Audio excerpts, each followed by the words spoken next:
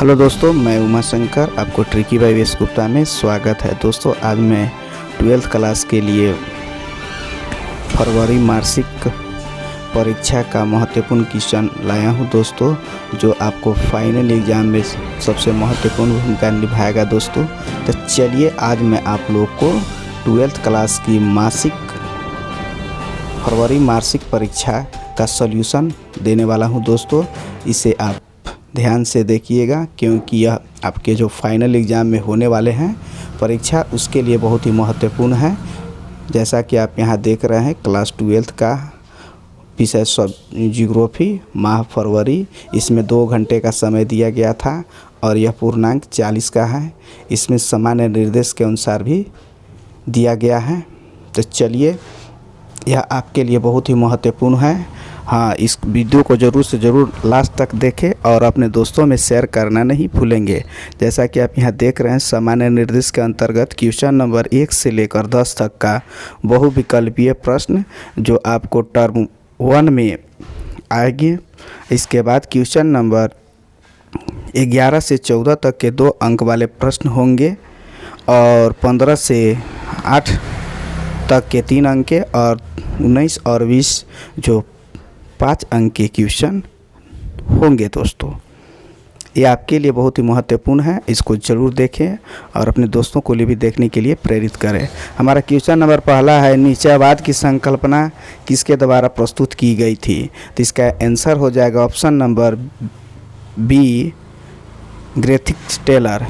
ये जो objective question है आपको टर्म 1 का जो 40 को क्वेश्चन OMR शीट था उससे रिलेटेड है, आप उसका सेट देख सकते हैं। यहाँ क्वेश्चन नंबर 2 है, निम्नलिखित में से कौन सा एक विरल जनसंख्या वाले क्षेत्र है?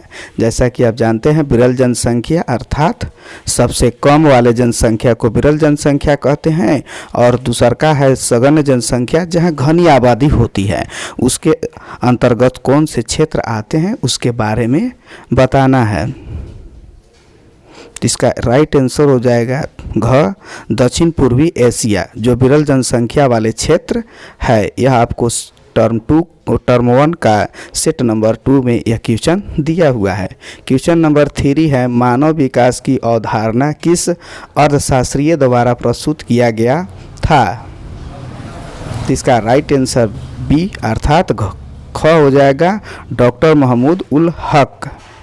क्वेश्चन नंबर 4 है, इनमें से कौन प्राथमिक क्रिया के अंतर्गत आते हैं? तो दोस्तों आप जान रहे होंगे, क्रिया आपको बता दिए थे 4 क्रिया होते हैं, जिसमें प्रथम क्रिया, द्वितीय क्रिया, तृतीय क्रिया और चतुर्थ क्रिया। प्रथम क्रिया के अंतर्गत कौन कौन आते हैं तो जान रहे होंगे, खनन, कृषि, मछली पालना, शिकार करना, ये प्राथमिक क्रिया के अंतर्गत आते हैं। जबकि विनिर्माण द्वितीय क्रिया के अंतर्गत आते हैं और सेवा, बैंकिंग, ये सब तृतीय क्रिया के अंतर्गत आते हैं। तो यहाँ देखिए, आपका उद्योग, बैंकिंग ये तृतीय क्रिया के अंतर्गत आएंगे। तो हमारा राइट आंसर हो जाएगा घ, खनन ये हमारे प्राथमिक क्रिया के अंतर्गत आते हैं। इसीलिए राइट आंसर ख, खनन, मछली पालन, पशुपालन ये सब प्राथमिक क्रिया के अंतर्गत आते हैं। क्वेश्चन नंबर 5, इनमें से कौन रोपल फसल नहीं है? तो गेहूँ ये हमारा रोपल फसल नहीं है, बाकी सब है। इसके बाद क्वेश्चन नंबर हम लोग 6 देखते हैं, फजेंडा शब्द का प्रयोग किस फसल के उद्गान के लिए किया जाता है? रबड़, चाय, कॉफ़ी, नाशपाती। इसका राइट आंसर घ हो जाएगा कॉफ़ी बागान को हम लोग कहते हैं। यह आपको सेट 5 का टर्म 1 का सेट 5 में दिया हुआ है। क्वेश्चन नंबर 7 देखते हैं, इनमें से कौन द्वितीय क्रियाओं का उदाहरण नहीं है? द्वितीय क्रियाओं के उदाहरण नहीं है तो दोस्तों मछली पालन ये आपका प्रथम क्रिया के उदाहरण है। इसका राइट आंसर हो जाएगा सेवा क्षेत्र जो द्वितीय क्षेत्र के अंतर्गत आते हैं। सूती वस्त्र ये आपका सूती वस्त्र जो राइट आंसर हो जाएगा द्वितीय क्षेत्र के उदाहरण नहीं है। तो चलिए क्वेश्चन नंबर नेक्स्ट देखते हैं। संभववाद शब्द का सर्वप्रथम किसके द्वारा किया गया था? संभववाद शब्द का सर्वप्रथम किसके द्वारा किया गया था? कि इसका आंसर हो जाएगा लुबियन फ्रेंस के द्वारा किया गया था, option number B. Question number 9 है, निम्नलिखित में से कौन सा प्रवास का अपकर्ष कारक नहीं है? तब जानते होंगे अपवर्ष कारक, अपकर्ष कारक अर्थात जहाँ बहुत लोग आकर्षित होते हैं, जो आकर्षित करता है, इसके अंतर्गत शांति, सुरक्षा, अनुकूल या महामारी। तो इसका राइट आंसर हो जाएगा महामारी। क्वेश्चन नंबर 10 है, रसदार फलों का उद्यान किस कृषि की मुख्य विशेषता है? तो इसका राइट आंसर हो जाएगा भूमध्य सागरीय कृषि।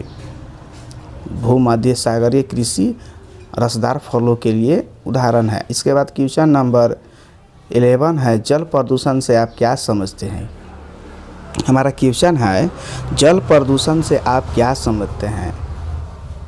ये आपके लिए बहुत ही महत्वपूर्ण है। हाँ, इस वीडियो को स्वयं देखें और अपने दोस्त को भी देखने के लिए प्रेरित करें और मेरे चैनल को सब्सक्राइब ज़रूर से ज़रूर कीजिएगा दोस्तों। तो देखिए इसका राइट आंसर हो जाएगा जल के भौतिक, रासायनिक तथा जैविक कारणों में होने वाले अवांछित तथा हानिकारक परिवर्तनों को जल प्रदूषण कहते हैं। इसके बाद क्वेश्चन नंबर नेक्स्ट है 12 क्वेश्चन है, जनसंख्या वृद्धि से आप क्या समझते हैं? जैसा कि यह सेट 2 में दिया गया था, जनसंख्या वृद्धि से आप क्या समझते हैं? जनसंख्या वृद्धि किसी भी क्षेत्र में निश्चित अवधि में लोगों की बढ़ती जनसंख्या को कहा जाता है। जैसे कि 2011 से बढ़कर जो जनसंख्या 2021 में हो गया और जितना लोग उसमें बढ़ते हैं उसी को जनसंख्या वृद्धि कहते हैं, अर्थात लोगों की बढ़ने वाली संख्या को ही जनसंख्या वृद्धि कहा जाता है। क्वेश्चन नंबर नेक्स्ट है, प्राथमिक व्यय या प्राथमिक क्रियाकलाप की किसे कहते हैं? ऐसे समस्त व्यवसाय जिसके द्वारा मनुष्य प्राकृतिक संसाधनों से सीधे भोजन, वस्त्र, अनाज तथा अन्य सुविधाएं प्राप्त करते हैं तथा इन व्यवसायों को करने के लिए विशेष ज्ञान, शिक्षा की आवश्यकता नहीं होती है, उन्हें प्राथमिक क्रिया कहते हैं। अर्थात प्राथमिक क्रिया अर्थात उसमें ज़्यादा दिमाग नहीं लगाना है, आप शिक्षित भी नहीं है तो भी आप क्रिया कर सकते हैं। जैसे मछली पालना, छोटा छोटा उद्योग करना, उसके लिए उतना मायने नहीं रखता, महत्व है। इसके बाद क्वेश्चन अथवा है दोस्तों, खनिज एवं ऊर्जा संसाधन का क्या महत्व है? खनिज पदार्थ हमारे लिए महत्वपूर्ण है क्योंकि आधुनिक औद्योगिक उन्नति का आधार खनिज पदार्थ ही है। कारखानों में लगी मशीनें, पानी पर तैरते विशाल जहाज, ऊंची इमारतें, विभिन्न प्रकार की वस्तुओं, धातुओं से बनी वस्तुएं खनिज पदार्थ की ही देन है। देश की आर्थिक, ये सब खनिज हमारे झारखंड राज्य में भी पाया जाता है, लेकिन फिर भी मेरा राज्य गरीब है। क्यों? क्योंकि यहाँ पर सब साधन होते हुए भी लोग इसका उपयोग नहीं करते। इसके बाद है देश की औद्योगिक क्रांतियों, देश के औद्योगिक विकास का आधार खनिज पदार्थ है। यदि मनुष्य के पास धातुएं और खनिज पदार्थ नहीं होते तो आज औद्योगिक उत्पादन और विकास कम होता। आधुनिक समाज के अधिकांश गतिविधियों के लिए ऊर्जा अत्यधिक आवश्यक है। इसके उपयोग या उपभोग को सामान्यतः जीवन स्तर के सूचकांक के रूप में लिया जाता है। हम ऊर्जा को जलावन की लकड़ी, जीवाश्म ईंधन एवं विद्युत के रूप में भी प्रयोग करते हैं, जिससे हमारा विकास, जीवन भी आरामदायक और सुविधाजनक होता है। ये सब हमारा खनिज के अंतर्गत ही होता है। इसके बाद क्वेश्चन नंबर नेक्स्ट है, आधारभूत उद्योग से आप क्या समझते हैं? आधारभूत उद्योग से आप क्या समझते हैं? जैसा कि आप यहाँ जानते हैं आधारभूत क्या है, जिनका निर्मित सामान दूसरे उपयोगों के आधार पर कार्य करता है, वे आधारभूत उद्योग कहलाते हैं। अर्थात आधारभूत उद्योग वह उद्योग है जिसमें निर्मित सामान,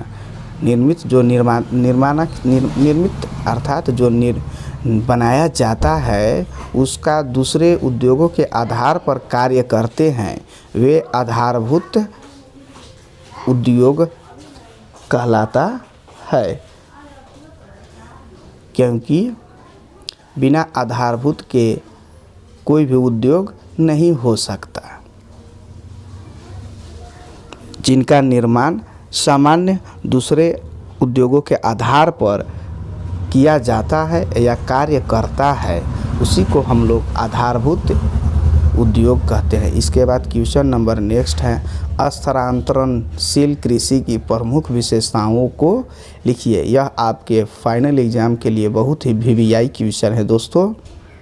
हाँ, तो मेरे इस चैनल को देखें, सब्सक्राइब से ज़रूर शेयर करना नहीं भूलेंगे दोस्तों।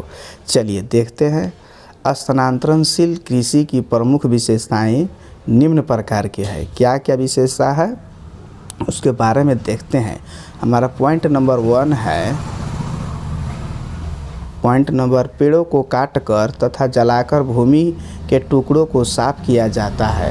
अर्थात पेड़ों को काट दिया जाता है और उसे जलाकर भूमि के टुकड़ों को साफ करना ही स्थानांतरण कृषि के अंतर्गत होती है। इसके बाद दूसरा पॉइंट है, इस प्रकार की कृषि प्रायः मानसून मृदा की प्राकृतिक उर्वरता और अन्य पर्यावरणीय परिस्थितियों को उपयुक्तता पर निर्भर करता है।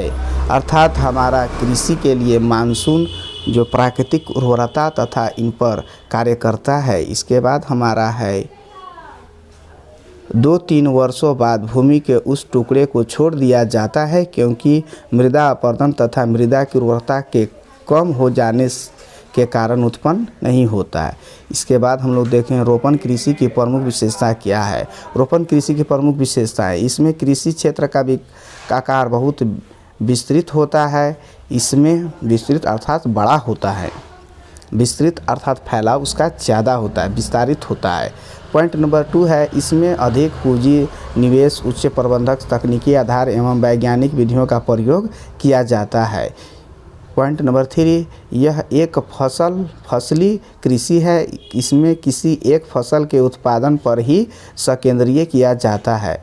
पॉइंट नंबर 4 है, जिसमें एक फसली कृषि के द्वारा ही किया जाता है। इसके बाद पॉइंट नंबर 4, सस्ते श्रमिकों की उपलब्धता रहती है। इसमें सस्ते अर्थात कम पैसे वाले का ही प्राथमिकता दिया जाता है। इसके बाद पॉइंट नंबर 5 है, यातायात के साधन विकसित होते हैं, जिनका द्वारा बागान एवं बाजार सुचारू रूप से जुड़े रहते हैं, अर्थात एक स्थान से दूसरे स्थान में कोई दिक्कत न हो। इसके बाद क्वेश्चन नंबर नेक्स्ट है हमारा 16 है, प्रवास के किन्हीं 3 अपकर्ष कारकों का वर्णन कीजिए।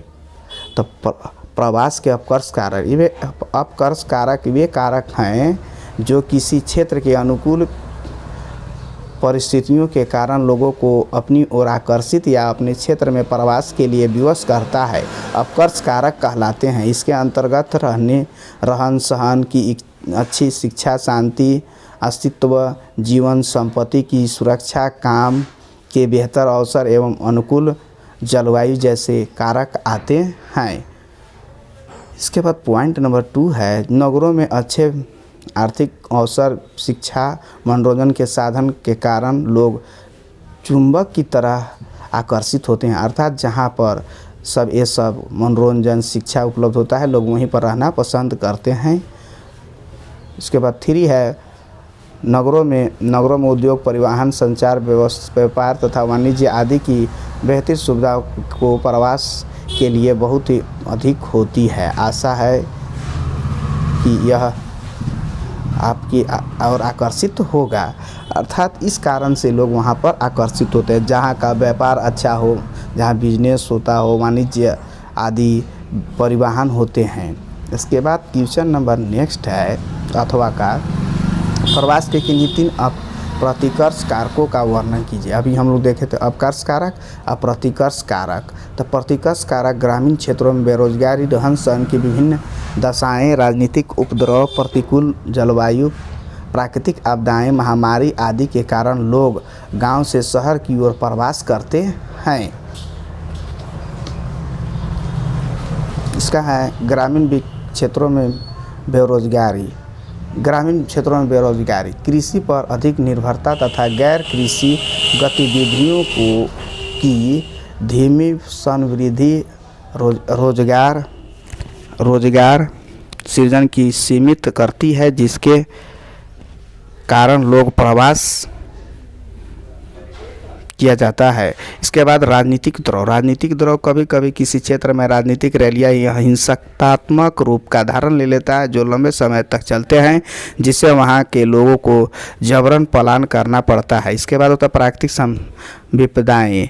प्राकृतिक समस्याएं प्राकृतिक आपदाओं अथवा मानव क्रियाकलापों द्वारा उत्पन्न आपदा, जैसे चाहे मानव बड़े पैमाने पर जान माल की तबाही का कारण बन जाती है। इन आपदाओं के प्रभाव के कारण स्थानीय लोगों को पलायन करना पड़ता है। ये सब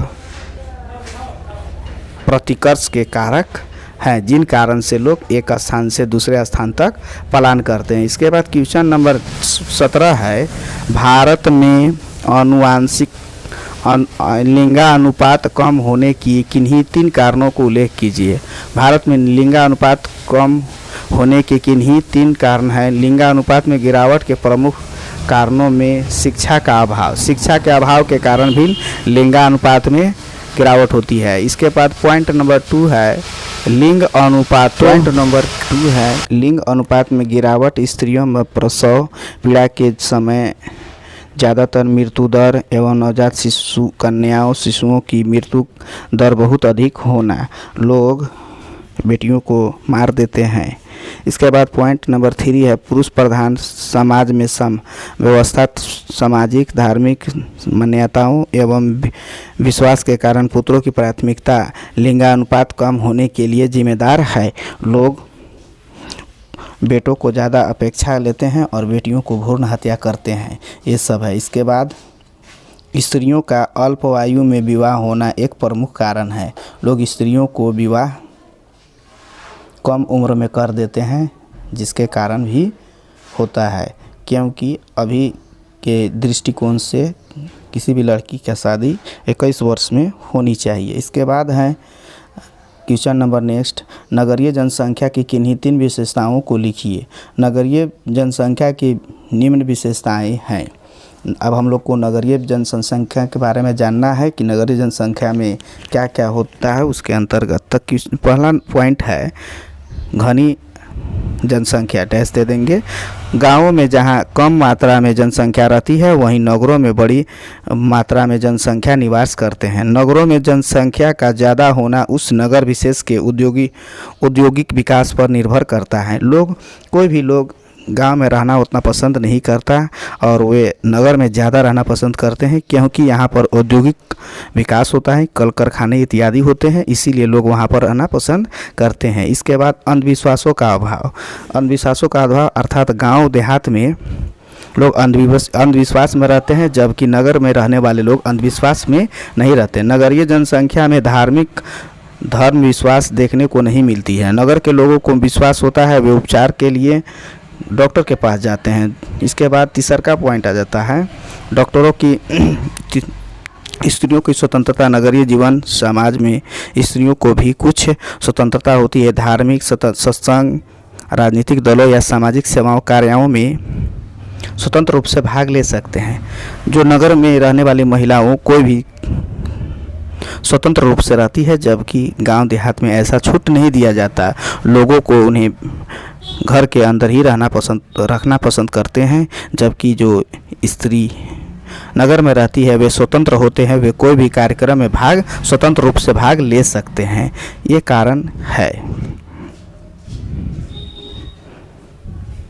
क्योंकि कोई भी धार्मिक राजनीतिक में बढ़ चढ़कर भाग ले सकते हैं, लेकिन ग्रामीण की महिलाओं को इसमें स्वतंत्र नहीं मिलती है। चाहे आप उन्हें अंधविश्वास पर ज़्यादा ध्यान देते हैं, गांव के लोग ज़्यादा अंधविश्वास पर ध्यान देते हैं, लेकिन नगर वाले क्षेत्र में महिलाओं चाहे औरतें लोग अंधविश्वास पर ध्यान नहीं देते। इसके बाद क्वेश्चन नंबर 19 देखते हैं, जनसंख्या संक्रमण सिद्धांत क्या है? सांख्यिकीय संक्रमण की 3 अवस्थाओं का वर्णन कीजिए। चलिए, जनसंख्या संक्रमण सांख्यिकीय संक्रमण का सिद्धांत का उपयोग किसी क्षेत्र की जनसंख्या के वर्णन तथा भविष्य की जनसंख्या के पूर्वानुमान के लिए किया जा सकता है। यह सिद्धांत हमें बताता है कि जैसे ही समाज ग्रामीण अशिक्षित अवस्था में उन्नति करके ग्रामीण नगरीय उद्योगों को और साक्षरता की ओर बढ़ाते हैं, से निर्मित निम्न जन्म दर या मृत्यु दर में बदलाव आती है। ये 3 प्रकार के होते हैं। नंबर 1, प्राथमिक अवस्था उच्च जनसंख्याशील जननशील प्रशील में उच्च मात्रा होती है, क्योंकि लोग महामारियों और भोजन की अनिश्चित आपूर्ति से पीड़ित होते हैं। जीवन प्रत्याक्ष निम्न होती है। अधिकांश लोग अशिक्षित होते हैं, जिनके कारण प्रौद्योगिकी स्तर निम्न है। द्वितीय कारक, जिसके अंतर्गत द्वितीय अवस्था के प्रारंभ में प्रजननशील उच्च बना रहता है, किंतु यह समय के साथ घटती जाती है, स्वास्थ्य संबंधी दशाओं की होती है। ये सब आपका पॉइंट है, आप इसको लिख लीजिएगा। अब क्वेश्चन नंबर इसका अथवा होता है, विश्व में जनसंख्या घनत्व एवं वितरण को प्रभावित करने वाले कारकों का वर्णन करना है, जो कि आपको हम सेट में बता दिए हैं। इसको कभी कभी जनसंख्या घनत्व पूछा जाता है या फिर जनसंख्या वितरण पूछ देगा। इसको आप जो सेट दिए हैं, सेट सॉल्व किया गया है, उससे भी आप इसका सॉल्यूशन देख सकते हैं। तो चलिए अब हम लोग, जैसा कि आप देख रहे हैं, इसे के तरह से क्वेश्चन बनाया है। इसके बाद क्वेश्चन नंबर हम लोग इसका सोल्व देख लीजिएगा। इसके बाद हम लोग क्वेश्चन नंबर 20 अर्थात लास्ट क्वेश्चन देखते हैं। वर्षा जल संग्रह किसे कहते हैं? वर्षा जल संग्रह क्यों आवश्यक है? अर्थात वर्षा का जो जल होता है उसे संग्रह किस प्रकार से किया जाता है और किसे कहते हैं? वर्षा जल संग्रह क्यों जरूरी है, इसके बारे में हम लोग को जानना है। जैसा कि जानते हैं, वर्षा जल संग्रह अर्थात वर्षा के जल के पानी को कैसे संग्रहित किया जाता है, उसके बारे में हम लोग को देखना है। क्योंकि वर्षा का जल को संग्रहित नहीं कीजिएगा तो आने वाले स्थितियों में आपको सूखा का सामना करना पड़ सकता है, जिससे पानी का लेवल नीचे चला जाता है। वर्षा के पानी का बाद में उत्पादक कामों में इस्तेमाल किए इकट्ठा करने को वर्षा जल संग्रह कहते हैं। आपकी छत पर गिर रहे बारिश के पानी को सामान्य तरीके से इकट्ठा कर उसे शुद्ध बनाने का काम वर्षा जल संग्रह कहलाता है। वर्षा जल संग्रह करने के लिए निम्न तरह से काम करना होता है, क्योंकि अभी भी आप वर्षा के जल को संग्रह नहीं करेंगे तो आपको वर्षा की अर्थात पानी की कमी हो जाएगी। हमें उस वर्षा के जल को पानी करके हम उसको पीने लायक बना सकते हैं। इसके लिए 3 पॉइंट यहाँ पर पॉइंट दिया हुआ है। नंबर 1, इसे साफ करके स्थानीय लोगों की जल की उपलब्ध की आवश्यकताओं को पूर्ति कर सकते हैं, पूरा किया जा सकता है। नंबर 2, इसे वर्षा के कम होने या न होने के समय खेतों की सिंचाई करने के लिए भी उसका उपयोग कर सकते हैं। तीसरा, इस ढंग से जल संग्रहण के परिणाम स्वरूप आसपास के भागों में बाढ़ की भी स्थिति नहीं रहती। पॉइंट नंबर 4, जल काटने पर वाष्पीकरण न होने से वर्षा नहीं हो पाती है और दूसरे भूजल सूखता चला जाता है, जिससे वृक्षारोपण जल संग्रहण में बेहतर भूमिका निभाती है। इसके बाद नेक्स्ट पॉइंट है, ग्रामीण क्षेत्रों में वर्षा जल संग्रहित कृषि उत्पादन तथा कृषक की आय बढ़ती है। जल संग्रह से कृषक की आय बढ़ती है, उन्हें पानी सिंचाई के लिए उपलब्ध जल मिल जाता है। अगर उनके पास नहीं रहता है तो उन्हें बहुत परेशानी होती है।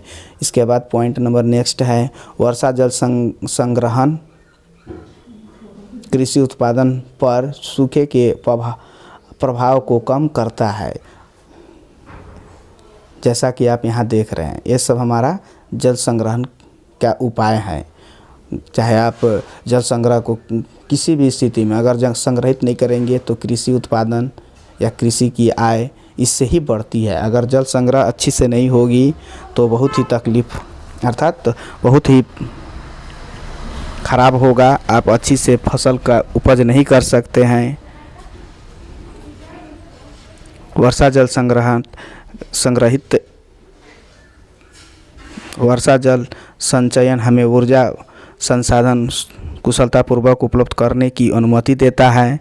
अगर वर्षा जल संग्रह को संग्रहित नहीं करते हैं तो हमको उपलब्धि नहीं मिलेगा। इसके बाद पॉइंट नंबर, वर्षा जल संग्रह संचालित प्रणालियों इत्यादि की, इस सब हमारे हैं, इसको आप लिख सकते हैं। तो दोस्तों आपको यह वीडियो अच्छा लगा होगा तो लाइक शेयर करना नहीं भूलेंगे, और हाँ, इस चैनल को सब्सक्राइब करें और अपने दोस्तों में भी सेंड करें ताकि उन्हें भी बहुत ही अच्छा होगा। बेस्ट ऑफ लक, फिर मिलेंगे नेक्स्ट वीडियो।